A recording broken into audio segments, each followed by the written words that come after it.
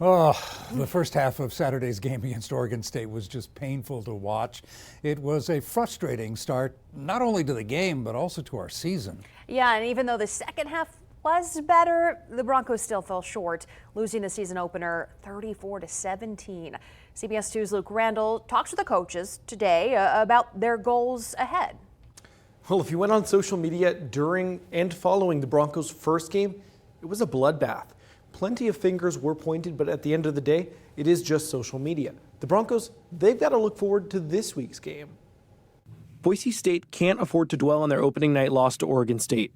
That's because they've got a short week. They play at New Mexico Friday night.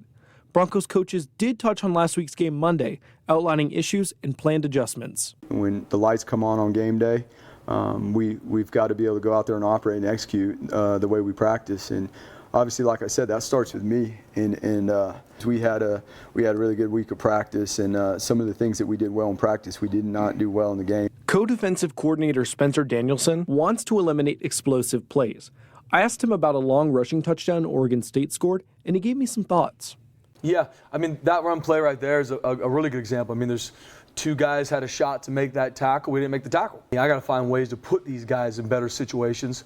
And so it's a collective group. And then our guys, it's, okay, when I'm in that situation, now how can I play it better? If I'm supposed to, whatever my keys tell me, I got to make sure I'm on. And we got to do a better job as coaches. Once again, starting with me, making sure that this is emphasized in everything we do. Perhaps the biggest story, though, was on the offense.